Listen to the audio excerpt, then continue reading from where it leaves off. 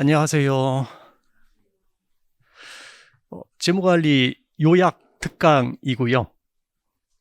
어, 기본서 공부했다는 가정하에서 옛날에 공부했던 거 다시 한번 떠올려보자 하는 목적의 강의예요. 복습했어요? 생각보다 강의 진도가 빠르게 진행될 거예요. 제가 기본서 강의할 때에 4시간씩에서 25회 총 100시간 정도 강의하는데 얘는 그냥 4시간씩에서 4회 16시간에 끝날 거니까 한 5분의 1이 채 안 되는 시간 동안에 한 번에 그냥 쫙 훑을 거예요. 쫙 훑는 목적 중에 하나가 기본서 공부한 지 좀 돼가지고 이제 객관식 들어가기 전에 옛날 게 잘 기억 안 난다. 어떤 것들을 배웠었던 건지 한번 다시 떠올려보자 라는 목적이 하나 있고요. 다음 두 번째로는 제가 혼자 쫙 가는데 뭐 듣다가 그랬지 하는 부분들은 괜찮아요. 근데 저 뭐였지? 하는 부분이 또 나오겠죠. 그 부분을 그때 생각하지 말고요. 체크해뒀다가 너 혼자 가서 공부하세요. 그래서 자신이 부족한 부분들 한번 체크해보자 하는 목적이 또 하나 있는 거고요. 진행되는 강의의 내용은 나중에 진행이 될 객관식 강의에서 또 한 번 듣게 될 얘기예요. 근데 객관식 강의에서는 제가 한번 쫙 설명을 해주면서 관련된 문제 풀고 다음 주제 또 설명 쫙 해주면서 문제 풀고 이렇게 갈 건데 지금은 문제 푸는 건 없어요. 그래서 그냥 저 혼자 막 쫙 갈 거예요 아마. 그래도 혹시나 이미 충분히 내가 알고 있는 사항이다 라든지 아니면 저 정도는 안 들어도 알겠다 하는 부분은 그냥 넘어가세요. 중간에 좀 막히는 부분들은 체크만 하고. 자, 시작해 봅시다. 우리 재무관리 맨 처음 했던 게 우리 교재로 하게 되면 제가 2페이지인가요? 우리 교재 2페이지에 서론부터 해서 얘가 쫙 나와 있던 얘기예요. 순서는 웬만하면 제가 기본서에 있는 교재 순서대로 갈 거고요. 혹시나 중간에 제가 잠깐 필요하면은 뒤에 있는 얘기를 제가 좀 가져와서 잠깐 얘기해도 괜찮죠. 그 정도는 될 거라 생각하고 할 거예요. 먼저 하는 얘기는 재무관리의 정의 또는 재무관리가 하는 일 이런 거라고 하게 되면은 기업의 현금에 대한 의사결정을 잘 해보자 하는 쪽이 얘기인 거죠. 그걸 이용해서 우리 재무관리가 추구하는 목표다라고 하게 되면 제 목표는 이익의 극대화는 아니다라고 했었죠. 그 이유는 체크해놔야 돼요. 그래서 이 극대화가 제 목표로 타져가지 못한 이유라고 했을 때는 일단 극대화 대상 이익이 어떤 건지 너무나 모호하다라는 문제점이 있는 거죠. 그게 단기적인 이익 극대화냐 아니면 장기적인 이익 극대화냐 혹은 그게 회계적 이익이라고 했을 때에 회계적 이익에도 영업이익, 당기순이익, 총평가손익 어떤 걸 극대화하자라는 게 모호하다라는 문제점이 있고 더불어서 그게 회계적 이익이었을 때에는 회계적 이익은 회계 처리 방법에 따라서 달라져 버릴 수 있다. 그래서 대체적인 회계 처리 방법들이 있는데 그 중에 어느 걸 선택하느냐에 따라서 회계적 이익의 숫자가 달라져 버릴 수 있다. 또한 실질은 변화가 없더라도 회계 처리 방법을 변경해버리면 회계적 이익은 달라져 버린다라는 문제점이 있다. 자, 또한 이런 회계적 이익에는 화폐의 시간 가치와 미래의 불확실성이 고려되지 못하고 있다라는 문제점들이 있는 거죠. 교재에는 안 써 있는데 하나의 문제점이 더 있고 그게 영업이익에서 타인 자본 사용에 대한 대가인 이자 비용은 차감되고 있지만 자기 자본 사용에 대한 대가인 자기 자본 비용 혹은 자기 자본의 기회 비용은 고려되지 못하고 있다라는 문제점이 있죠. 그게 거기는 안 써 있는데 저 뒤에 가서 경제력부과 같이 얘기할 때 나왔었죠. 이 정도는 괜찮아요. 이 정도 뒤에 있는 얘기는 잠깐 해도 괜찮죠. 그래서 그것들을 다 여러분이 외워서 쓸 건 아니고 1차실 목적이 없으면 외워 쓸 건 아니고 써 있는 것 중에 골라내면 되는 거니까 그 정도는 한번 체크해 두고요. 그래서 가게 되는 게 우리가 현대사회에서의 재원의 목표는 결국은 기업의 가치를 극대화하자라는 게 재무관의 목표이다라고 하죠.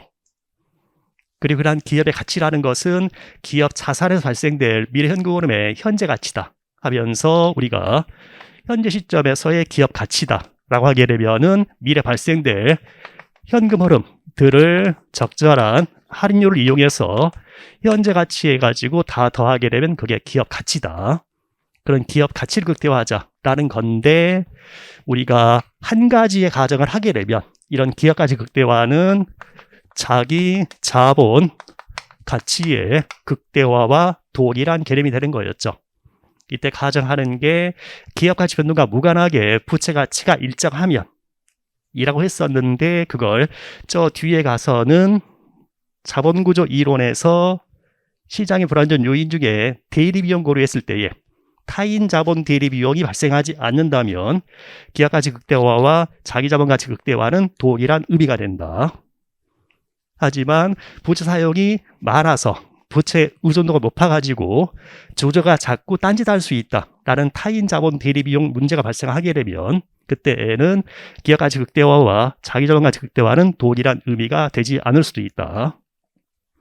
또한 이러한 자기 자본은 현재 사회에 존재하는 게 주로 주식회사니까 곧 주식 가치 극대화인 주가 극대화와 동일한 의미가 되는 거였고, 그러한 기업 가치, 자기 가치를 극대화시키기 위해서 우리가 결국은 추구하는 게 NPV의 극대화를 추구한다.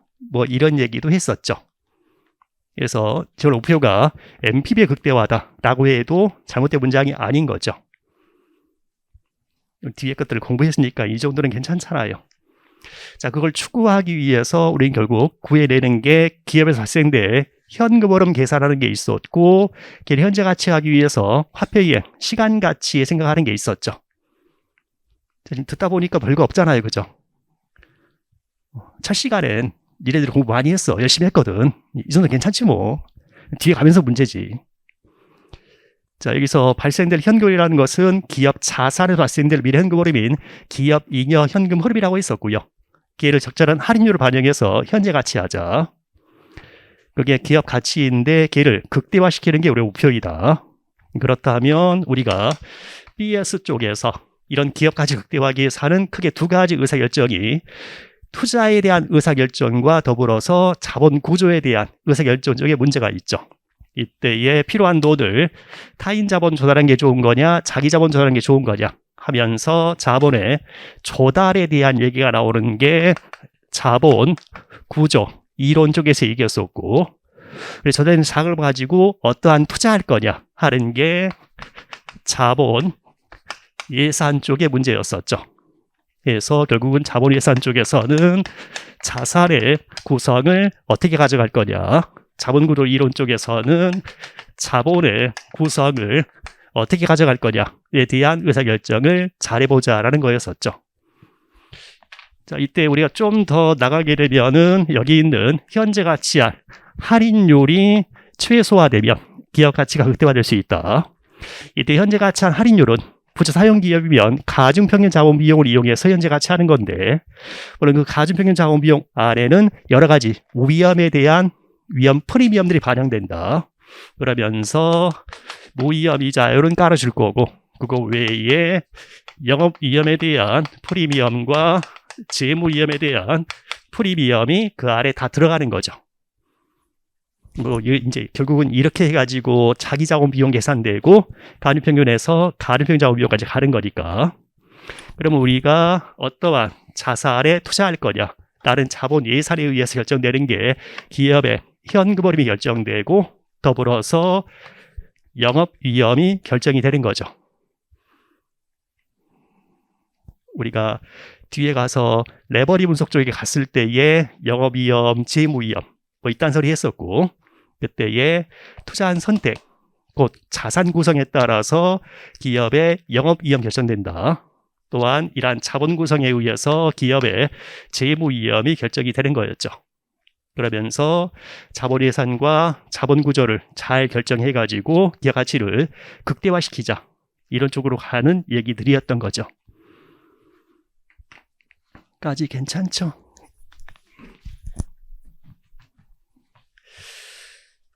자, 그다음 우리가 이제 12페이지 정도까지 갔을 때는 구체적으로 기업 가치 계산하는 거 한번 보자고 하면서 발생될 기업 잉여 현금 흐름에 대한 얘기 했었어요.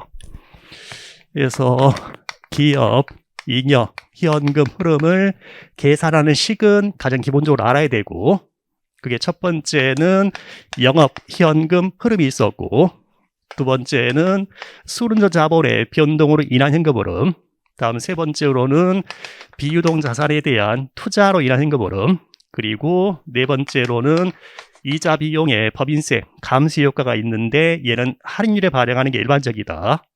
문제 특별한 가정이 없는 한 현금 흐름은 1번, 2번, 3번까지만 가는 거였죠. 맨 처음에 어떤 시기니까 다 머릿속에 있을 걸로 생각하고요. 이때 이 영업 현금 흐름은 영업 이익에서 시작하게 되면 EBIT 곱하기 1-C에다가 감가상각비는 현금 유출 없으니까 다시 더해주자. 자, 혹은 현금 들어온 수익에서 현금 나가는 비용 빼고 1 법인세율에 감가상각비의 감시 효과 다시 더해주자 라고 계산할 수 있고, 두 번째, 순은저 자본의 변동으로 인한 현금 흐름을 계산할 때에는 기초에 있던 순은저 자본 마이너스 기말에 있는 순은저 자본으로 계산하는 건데, 자, 그 의미가 결국은 운전 자본이 증가하는 것만큼은 돈이 나가는 거다라고 계산하는 거였죠. 다음, 비유동 자산에 대한 투자로 인한 현금 흐름 부분은 기초에 있던 비유동 자산은 아무 일 없어도 감가상각만큼 줄어드는 거다. 자, 그거하고 기말에 있는 비유동 자산을 비교하자라고 했었고요. 자, 걔는 다시 봤을 때는 돈이 나가는 게 감가상각만큼은 생산 능력을 유지하기 위해서 돈이 나가야 된다. 그거 외에 생산 능력을 더 증가시키려면 추가적인 투자가 있어야 되는 거고, 그게 기말 비유동 자산 마이너스 기초 비유동 자산 해가지고 기계가 증가되는 것만큼도 투자가 되어야만 생산 능력을 증대시킬 수가 있다. 자, 그 외에 이자 비용의 법인세 감시 효과가 있고, 그래서 문제 특별한 거 없는 한 그냥 기업 이익 현금 흐름 구해라 하면 1번, 2번, 3번까지만 가는 거예요. 4번은 할인율을 발행하는 게 일반적이니까. 자, 이러한 기업 이익 현금 흐름은 결국은 채권자의 현금 흐름이 되거나 아니면 주주의 현금 흐름이 되는 거죠. 첫 번째, 채권자는 이자를 받게 된다. 그리고 주주는 배당을 받게 된다. 그리고 추가적으로 발생되는 현금 흐름이 채권자 입장에서는 기업이 추가로 차입하면 얘는 돈 나간다. 그래서 추가로 차입하면 돈이 나가는 거고, 기존 부채 상환하게 되면 채권자는 돈이 들어오는 건데, 그걸 계산할 때에는 기초 타인자본 마이너스 기말 타인자본으로 계산하자라고 했었죠.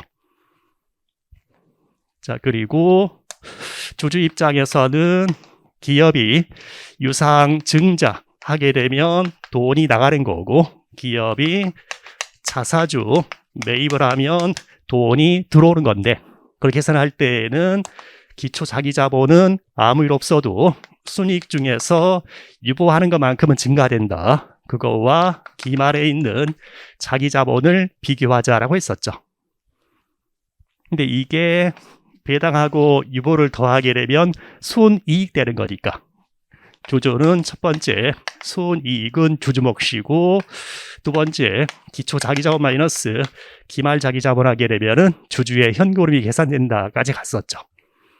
그리고 이러한 기업 잉여 현금 흐름은 채권자 현금 흐름 되거나 아니면 주주 현금 흐름이 될 거니까 얘네 둘을 더하게 되면은 기업 잉여 현금 흐름과 같아지게 된다. 혹은 기업 잉여 현금 흐름에서 채권자 현금 흐름을 차감하게 되면은 주주 현금 흐름이 나오는 거라서 얘를 주주 잉여 현금 흐름이라고도 하는 거였고, 자, 이제 거기서 좀 더 나가게 되면은 무성장 영구기업 가정했을 때,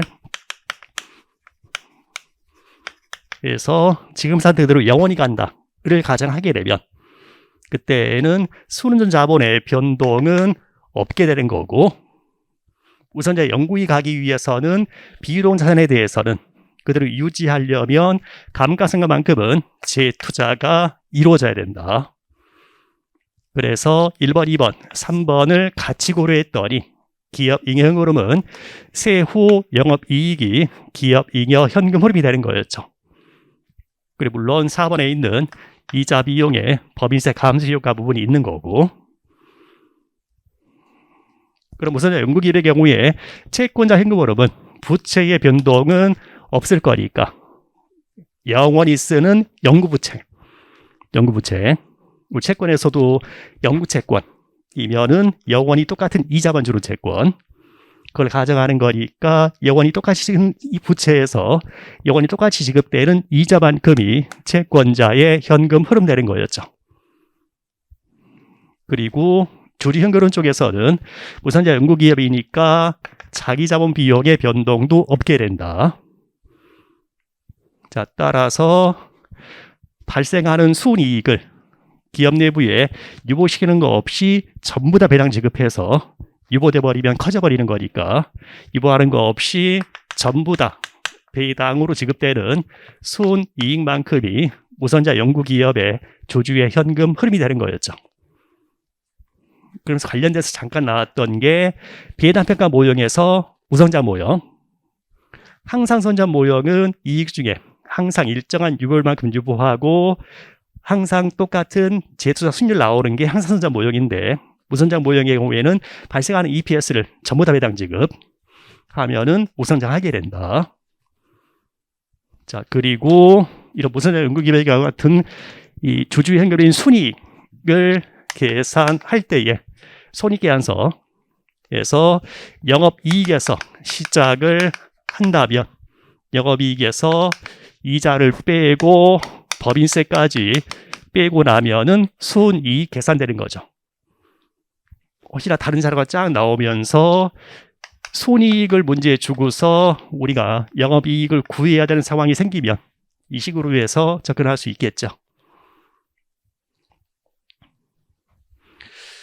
자, 이 정도까지 얘기 나오는 게 현금 오른쪽 쫙 지나가서 무성장 연구기업까지 가는 22페이지까지 얘기네요. 속도 괜찮죠? 좀 더 빨리 돌릴까요? 지금 그대로 괜찮은 것 같아? 예. 자, 다음 23페이지부터 나오는 게 화폐의 시간 가치 쪽 얘기고요. 그 화폐 시간 가치는 결국 사람들의 유동성 선호 때문에 발생하는 문제죠. 그래서 요즘 선호가 발생하는 이유는 사람들의 소비의 시차 선호, 곧 먹을 때에는 당장 먹는 게 좋다. 또한 실물 투자기에, 그 실물 투자기에를 그 사회의 자본의 한계 생산성이라고 할 수 있는 거고요. 걔네 둘이 결합되어 발생하는 게 실질 이자율, 그거 외에 물가 상승 가능성, 예상 인플레이션율까지 반영되는 게 명목 이자율, 그리고 미래의 불확실성까지 반영이 되면 그걸 시장 이자율이라고 하는 거죠. 그리고 그런 시장 이자를 이용해서 그 시장 이자율이 특정한 현금에 대해서 요구되는 최소한의 수익률이니까 미래 현금 흐름 현재 가치 할 때에는 시장 이자율 이용해서 현재 가치 하는 거였죠. 이제 그 과정 속에서 우리가 이제 계산 문제로 출제가 되는 게 어떤 현금들을 주면서 현재 가치 구해라 혹은 미래 특정 시점에 미래 가치 구해라 이런 얘기들이 나오게 되고, 만약에 발생하는 현금 흐름이 1년이나 3년 말에 10에 현금이 발생한다라고 했을 때에 자, 일정한 시장 이자율을 주고서 걔의 현재 가치 구해라 하게 되면은 10 곱하기 연금의 현재 가치 이자 요소 해주면 되는 거죠. 그거 우리가 Present Value Interest Factor for Annuity 라고 나오게 되면 이게 연금의 현재 가치 이자 요소. 자, 그걸 세 기간 걸 적용해주면 되는 거죠. 만약에 3년 후 시점에서의 미래가치 구해라 하게 되면은 물론 걔는 10 플러스 10 곱하기 1 플러스 R, 10 곱하기 1 플러스 R이 제곱 하는 거지만 걔는 10 곱하기 미래가치 이자 요소 연금에 대한 기간은 3기간짜리를 해주면 되는 거죠.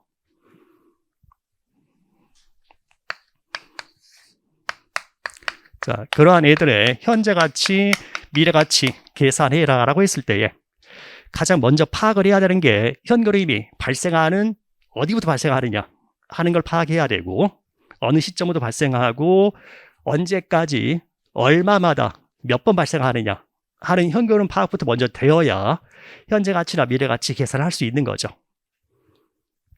예를 들어 현금흐름 발생하는 게 3차 연도 말부터 발생하면 어디예요? 3차 연도 말부터 발생. 이게 1차 연도 말, 2차 연도 말, 3차 연도 말이죠. 3차 연도 말이라고 하게 되면 T는 30점이야. 부터 5차 연도 말까지 매년 말 발생 하면은 5차 연도 말까지 매년 말 발생이죠. 예, 현재 가치 구해라. 그런데 현재 가치 이자 요소와 연금의 현재 가치 이자율을 적용해라 라고 문제 나와 있게 되면 얘의 현재 가치 구할 때는 10 곱하기 연금의 현재 가치 이자 요소 곱해주면 되는 거죠. 몇 기간짜리?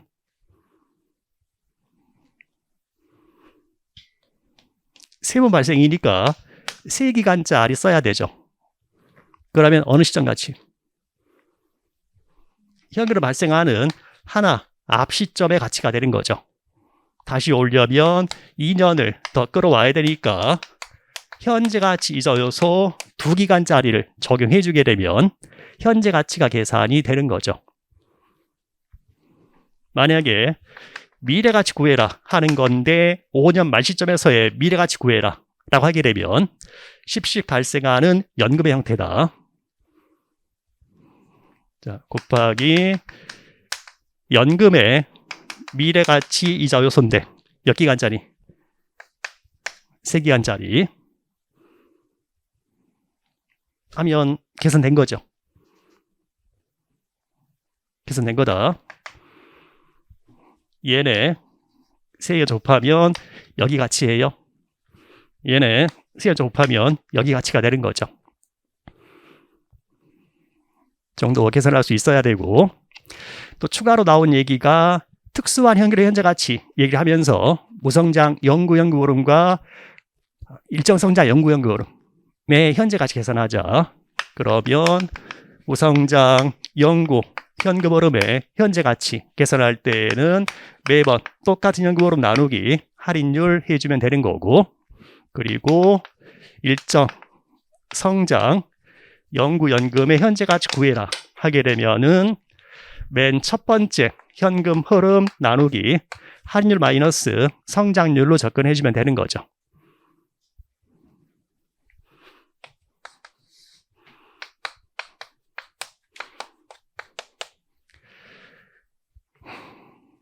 (4차) 연도 말 어디예요? 1차 연도 말이면 1시점, 4차 연도 말이면 4시점 에 10부터 발생, 언제부터 발생하는지 파악하고 이후에 얼마마다 발생이냐 파악하고 몇 번 발생이냐 파악하고 자 여기서 계속해서 일정한 성장률로 성장한다. 걔의 현재 가치 구해라 하게 되면 자 걔는 맨 첫 번째 발생한 현금흐름이 10 나누기 할인율 마이너스 성장률 하게 되면은 성장하는 무성장 일정 성장 영구연금의 3년 말 시점 가치가 계산되는 거죠. 하나 기간 가치 자 곱하기 1 플러스 할인율의 세제곱분의 1로 와줘야 3년을 더 현재 가치 끌어오른 거죠.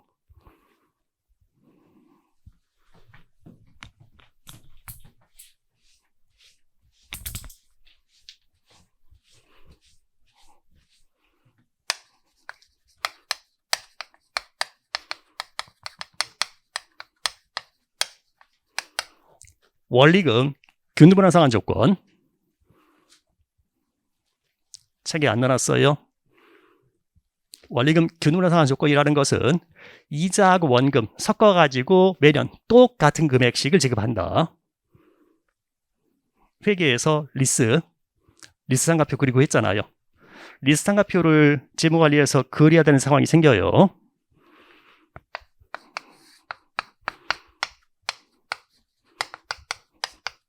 할인율 10%. 만약에 매년 3년간 100을 지급하기로 하고 지금 차입하면 얼마 차입할 수 있느냐? 248점이니까 249원이라고 할게요. 전체 현재 가치가 249원이야.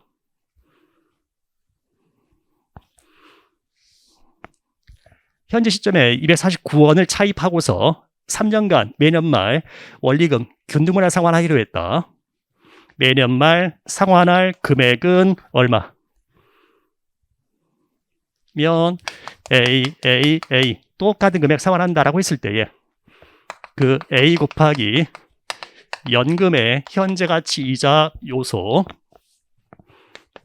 10%의 3기간짜리 하게 되면은 얘가 약 2.48685니까 2.49 정도 돼서 매년 상환할 금액은 100원이구나 라는 게 계산되는 거 회계에서 많이 했잖아요. 그리고서 삼각표를 그리는 거죠. 최초에 249에서 시작해서 이자 부분이 있는 거고 현금 주고받는 게 있으면 이 원금에다가 조정할 부분이 있는 거죠. 뭐 유효이자 뭐 생각에 그런 거 10%니까 첫 번째 1년치 이자가 25 지급하는 금액은 100원이니까 75가 원금 상환액 했더니 174 두 번째 이자는 17 100원 주고받게 되면은 83이 원금 상환액 남는 게 91 남게 되고 9가 이자 191이 원금 상환액 끝으로 가는 게 리스트 삼각표잖아요. 그거 그래서 1년치 이자, 두 번째 연도치 이자 이런 거 할 수 있죠.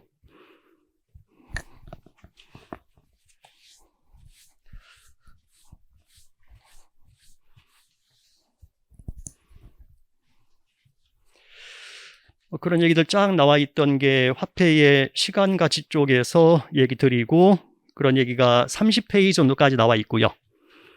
다음 31페이지에서는 복리계산 기간 하면서 2~3복리계산과 연속복리계산 쪽 얘기 나오면서 연 표시 이자율과 연간 실효 이자율 이런 얘기 있죠.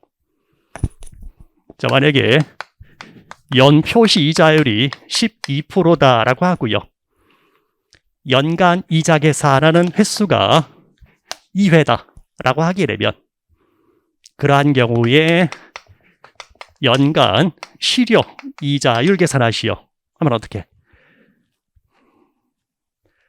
연표시 이자율이고 12%고 1년에 2번 이자 계산이면은 그 안에 담긴 의미는 이자 계산하는 6개월간의 이자율은 6%다라는 의미가 담겨 있는 거죠. 그랬을 때의 연간 실효이자율은 1.06의 제곱 마이너스 1 해주면 되는 거죠. 1년 후까지 2번 이자 계산 하면 12.36%가 계산될 거예요. 자, 반대로 와가지고 만약에 연간 실효이자율이 12%가 되게 만들고 싶다. 연간 이자 계산 횟수가 2회다. 자, 그게 되려면 연 표시 이자율은 몇 프로 해야 되느냐?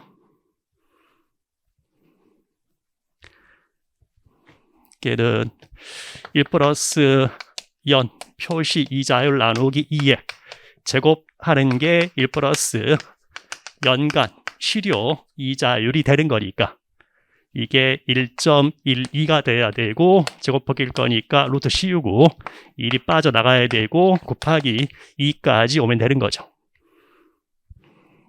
그랬더니 11.66인가? 아니 말고 네가 계산하든지.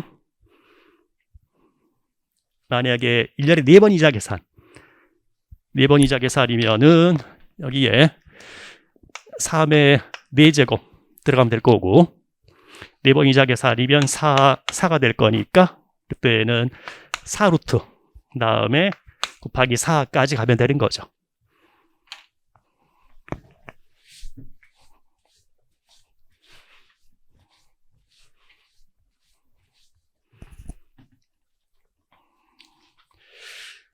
자, 그 다음 나오는 얘기 중에 하나는 우리 34페이지, 35페이지 가면서 나오는 게 피셔의 방정식 얘기가 있고요. 피셔 방정식 관련해서는 명목 이자율과 실질 이자율 간의 관계를 얘기하는 거죠. 그래서 가장 기본적인 식이고 1 플러스 명목 이자율은 1 플러스 실질 이자율 곱하기 1 플러스 예상 인플레이션율. 만약에 명목 이자율이 32%다. 예상 인플레이션율이 10%다. 그랬을 때에 실질 이자율 구하시오. 하면 구할 수 있는 거죠. 실질 이자율이 20%라고 나오겠네요.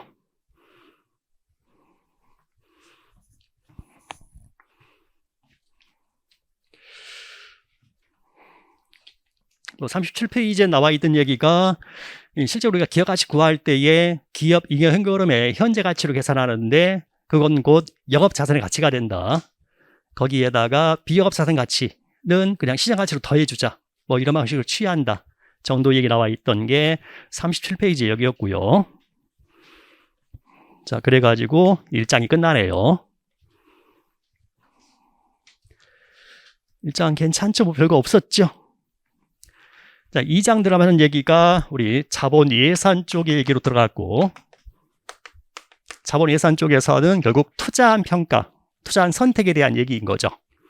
그래서 우리가 하게 되는 의사결정이 투자안이 독립적인 투자안이다 라고 했을 때에는 A라는 투자안을 실행할 거냐 아니면 기각할 거냐에 대한 의사결정인 거고, 만약에 상호 배타적인 투자안이다 하는 경우에는 A를 할 거냐 아니면 B를 할 거냐에 대한 의사결정을 하는 거죠. 자, 그걸 위해서 우리가 자본예산에서 가장 중심되게 하는 게 투자 안에 발생될 현금 흐름 측정하는 부분이 있고, 실제는 현금을 가지고서 이런 의사결정하자 하는 경제성 분석 부분이 있는 거죠. 우리가 먼저 현금 흐름을 측정해야 되는데, 현금을 측정할 때에 가장 기본적인 원칙이 있고, 그 기본적인 원칙이 현금 흐름은 투자안을 실행하는 경우와 실행하지 않는 경우에 차이 나는 현금 흐름, 혹은 A 하지 않고 B를 하면 추가로 발생한 현금 흐름처럼 증분 현금 흐름 접근하자라는 부분이 있는 거죠. 그래서 증분 현금 흐름을 가지고 의사결정하자라는 건데, 그 과정 속에서 세금은 당연히 나가는 거다. 따라서 세후 증분 현금 흐름을 수정하자. 거기에 들어있는 얘기가 법인세는 현금 유출로 처리해야 된다.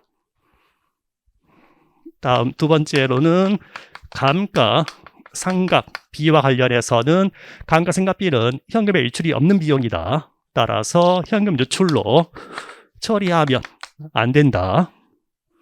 다만 현금 유출이 없는 감가상각비가 세전이익 계산할 때에는 비용 처리되면서 나갈 세금을 줄여준 효과인 감가상각비의 감세 효과가 발생하게 되고, 이만큼은 나갈 세금이 덜 나가는 거니까 걔는 현금 유입으로 처리해야 된다.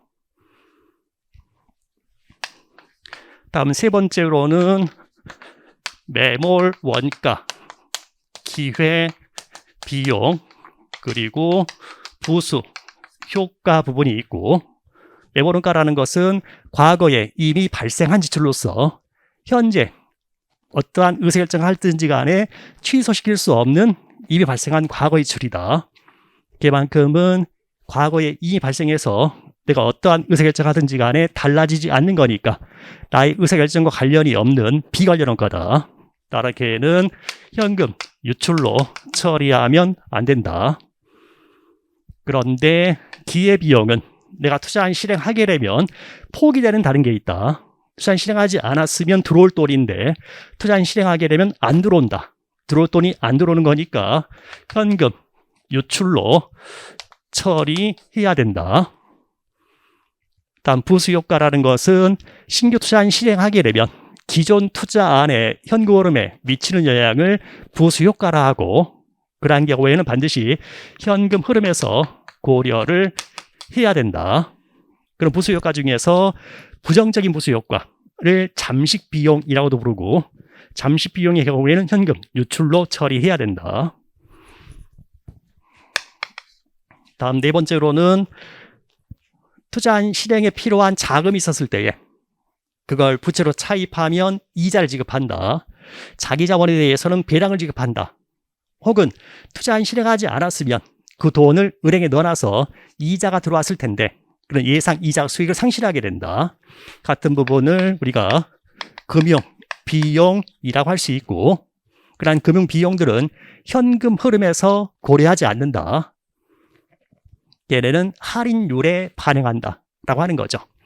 그래서 현금 흐름에서 고려하지 않는다. 얘네는 할인율에 반영한다 라고 하는 거죠.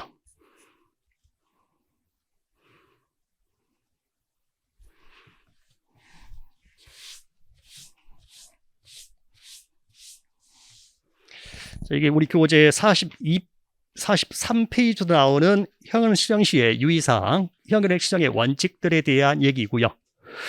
다음 45페이지부터 나온 얘기는 구체 현금을 계산할 때에는 그 다음부터 나온 얘기가 시점별로 생각하자라는 거죠. 자, 나중에 객관식 풀 때에 계산 문제 엄청나게 많이 기출이에요. 자본 이상 관련된 현금 흐름 계산.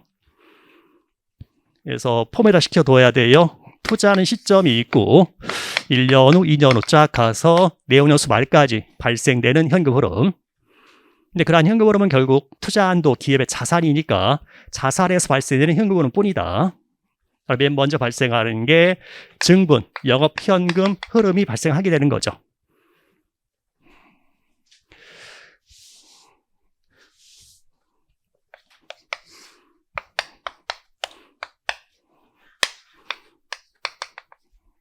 문제에서 특별한 언급이 없는 한 이러한 현금 흐름은 투자하는 시점과 매년 말 발생 가정하는 게 일반적이에요. 문제 가정이 안 들어오더라도 매년 말 발생을 생각하세요.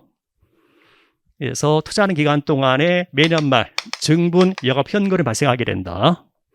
자, 그 증분, 영업 현금 흐름을 계산할 때에는 자본인 산에서는 일반적으로 현금 들어오는 수익에서 현금 나가는 비용 빼고 식으로 접근해서 증분 현금 들어오는 수익에서 증분 현금 나가는 비용 빼고 곱하기 1마일 법인세율에 증분 감가상각비의 감수 효과를 추가로 고려하자라는 식으로 접근한다.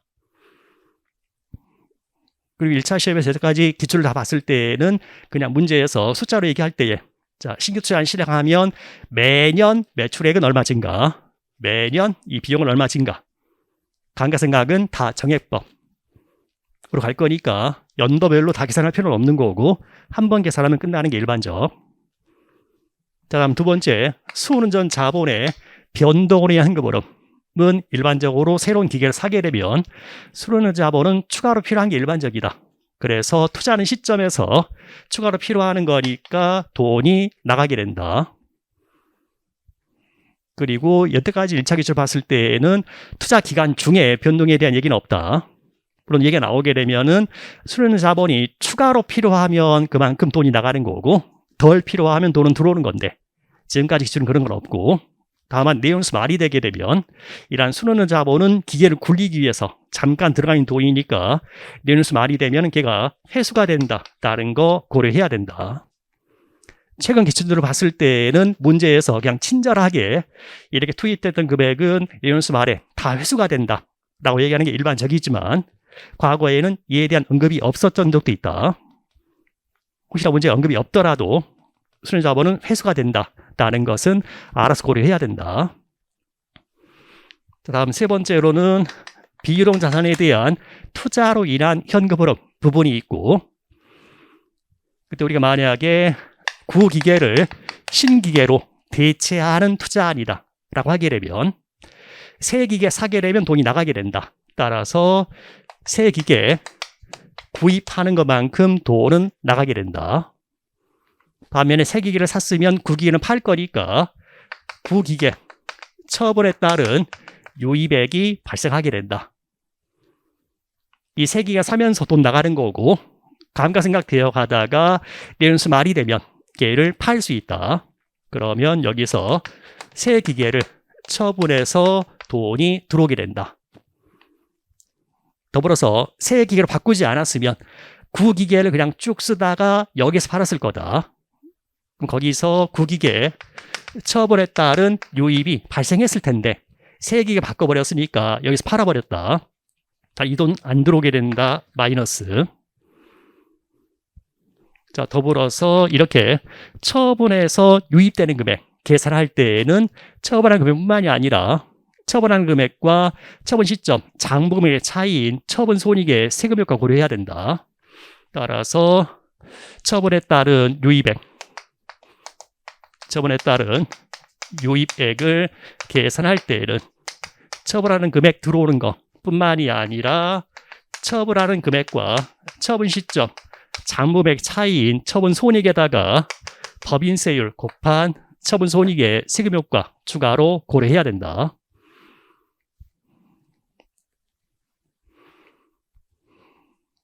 그러면 여기까지 해서 관련 현금흐름 정리가 다 끝나는 거예요.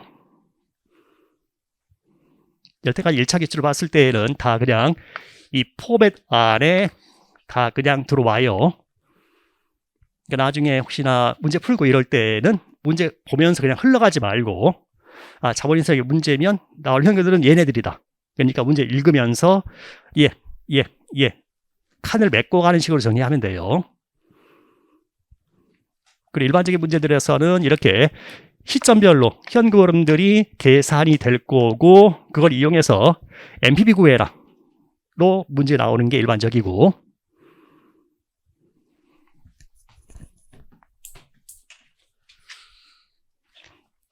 자, 이 얘기들이 50페이지까지 나와 있는 얘기고요. 51페이지부터는 이러한 현금들을 가지고 투자안 실행할 거냐 말 거냐, A 할 거냐 B 할 거냐에 대한 의사결정 해보자 라는 경제성 분석에 대한 얘기 나오는 거죠. 우리 같은 크게 5가지가 있고 기본적인 5가지는 회수기간법, 회계적 이익률법, 수련자가치법, 수익성지수법, 내부 수익률법이 기본적인 5가지인데 일단 가장 크게 구분하기에는 화폐시장가치를 반영하지 않는 비할인 모형과 화폐시장가치를 반영하는 할인 모형으로 구분할 수 있죠. 그리고 먼저 회수기간법이라는 게 있었고, 회수기간법에서는 회수기간을 이용해서 의사결정하자. 이때 회수기간은 투자하는데 소요된 자금, 투자하는 금액이 회수가 되는데 걸리는 기간을 얘기하는 게 회수기간이라는 거죠.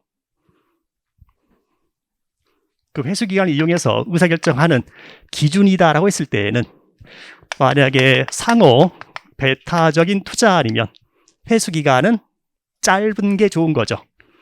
투자한 돈이 빨리 회수가 되면 회수된 돈 가지고서 다른 투자할 수도 있는 거고, 만약에 독립적인 투자안이다라고 했을 때에는 투자안의 회수기간이 회사가 정해놓은 목표 회수기간보다 짧으면 투자안 실행하는 거죠.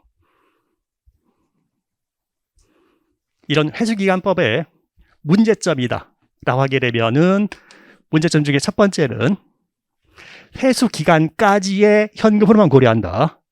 회수기간 이후에 현금 흐름을 고려하지 못하고 있다. 따라 투자안에 모든 현금 흐름을 고려하는 방식이 아니다 라는 문제점. 회수기간 이후에 발생하는 현금 흐름을 고려하지 못하고 있다.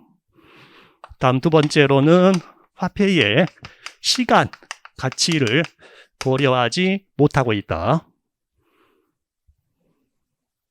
다음 세 번째로는 독립전투랑 평가할 때에 목표 회수기간 비교하는데 그 목표 회수기간의 설정이 자의적이다 라는 문제가 있는 거죠.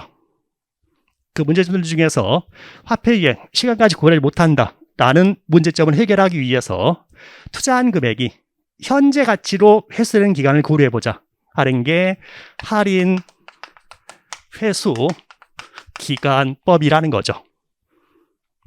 그러면 화폐 시장 가치를 고려하는 할인 회수 기간과 고려하지 않았던 단순한 회수 기간을 고려하게 되면 할인 회수 기간은 회수 기간에 비해서 보다 짧아진다, 길어진다? 보다 길어지게 된다. 현재 가치 하면은 금액이 줄어드는 거니까.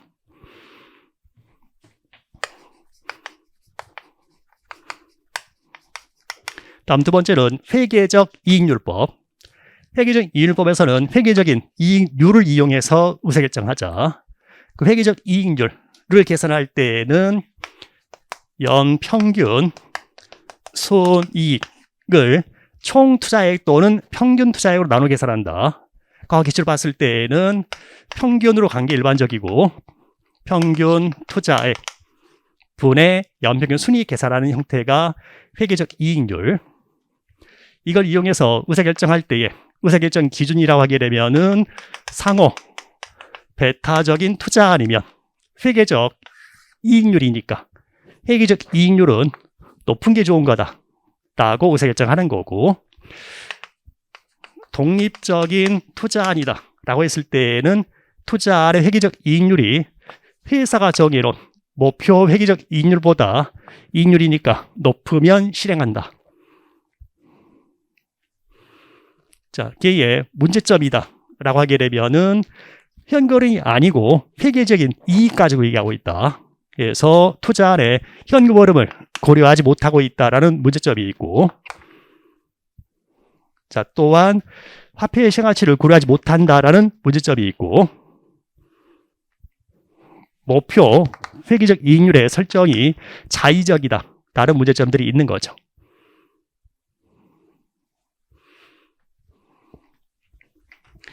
자, 걔네가 화폐 생활치를 고려하지 못하는 비할인 모형들, 보다 좋은 것은 화폐의 생활치를 고려하는 할인 모형들이 좋을 거다. 그러면서 우리가 가장 좋은 경제적 방법이 가져야 될 특성이라고 하게 되면 그 특성은 투자 안에서 발생되는 모든 현금 흐름들을 다 고려를 해야 되고, 더불어서 화폐의 시간 가치가 반영이 되어야 되고, 더불어서 적용하는 기준이 객관적이어야 된다. 그걸 만족시키는 게 대표적으로 순현재가치법이 있다라고 얘기를 하는 거죠. 자, 순현재가치법 얘기부터는 잠깐 쉬었다 계속 할게요.